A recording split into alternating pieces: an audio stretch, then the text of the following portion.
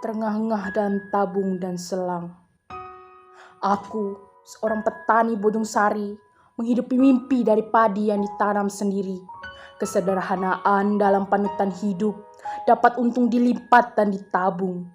1974, tanah air yang kucinta berumur 29 tahun.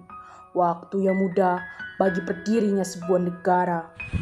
Lambang Garuda, dasarnya Pancasila, Undang-Undang 45. Merajut banyak peristiwa.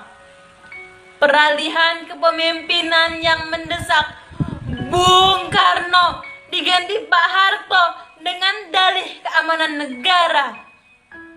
Pembantaian 6 jenderal 1 perwira 6 jam dalam 1 malam.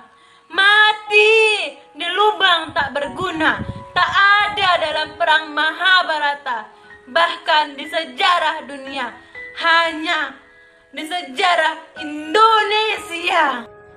Pemusnahan golongan kiri. PKI wajib mati. Pemimpin otoriter.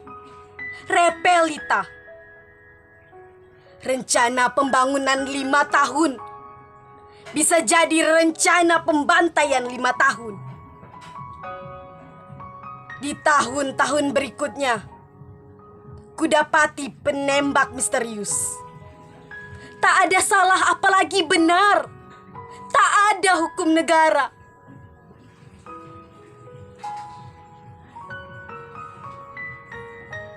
Pembantaian di mana-mana. Diburu sampai got. Dor di mulut, dor di kepala. Diikat tali, dikafani karung. Penguasa punya tahta yang tidak ada bisa ada-ada. Banyak orang menjadi rampok, copet, penipu, pejudi, pesugihan, pelihara tuyul, ngepet saling bunuh. Atas dasar kebutuhan untuk makan, mencari suaka di tanah sendiri. Kemana pemerintah sibuk membangun? Pemerintah dan rakyat seperti api dan air, saling memusnahkan meski berdampingan, berdampak bagi petani. 1971, benih mulai dikomersialkan. Pupuk dan obat hama harganya tak sembarang. Iuran ulu-ulu dengan dalih perbaikan irigasi. Teknologi ikut-ikutan membebani kesulitan. Benih bagus, apalah daya, uang pun tak ada.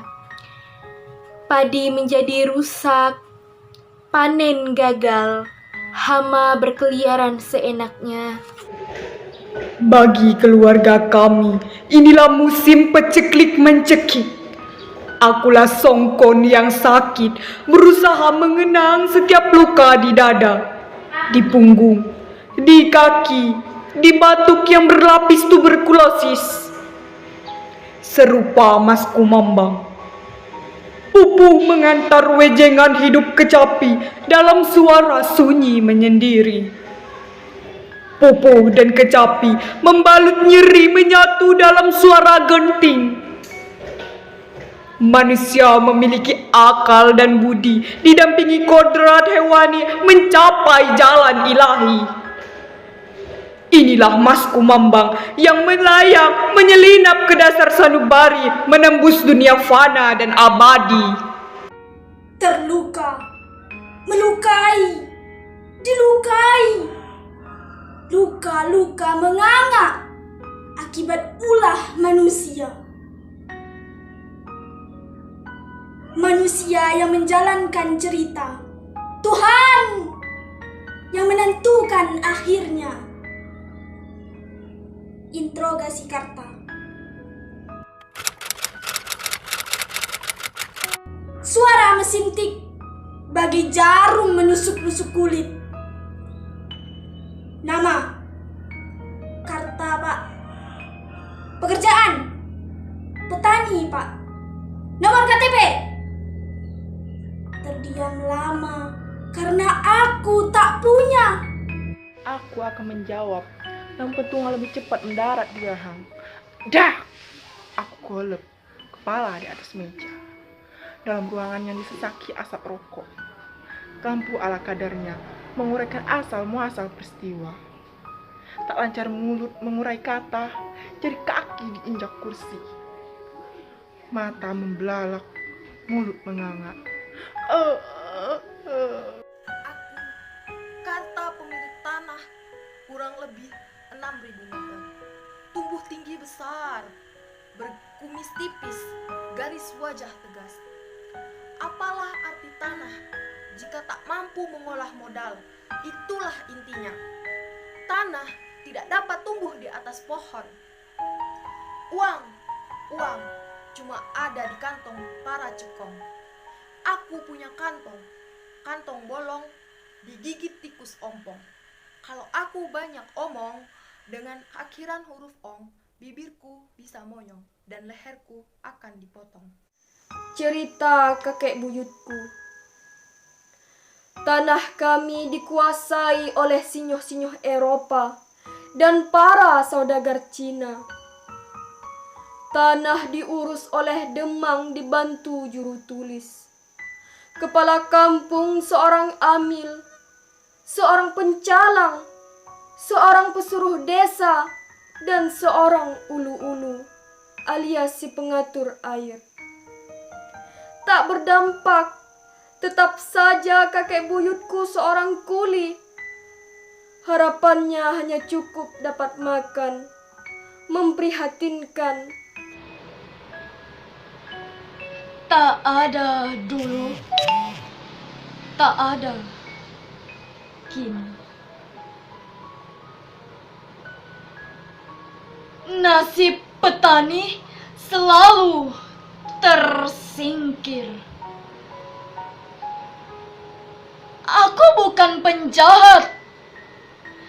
Aku bukan sedang menggugat. Di tahun ini, bicara jujur malah ancur, membela sedikit dianggap PKI. Diam, tak ada jawaban, tak ada pilihan.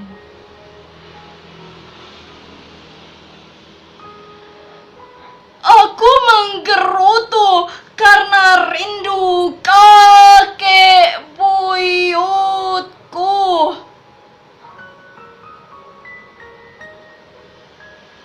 Keringatnya masih tersisa di tanah ini. Sekarang, tanah ini diberitakan akan jadi penyanggah ibu kota. Semua serempak berupaya tumbuh lebih pesat. Akan ada pabrik-pabrik, jalan raya, orang-orang asing. Dengan keadaanku yang serba kurang, aku akan merasakan sekarat yang berlipat.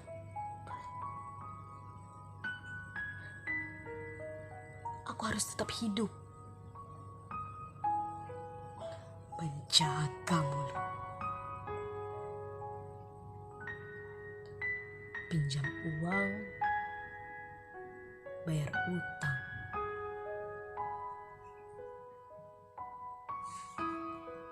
Itu jawabanku sekarang. Saja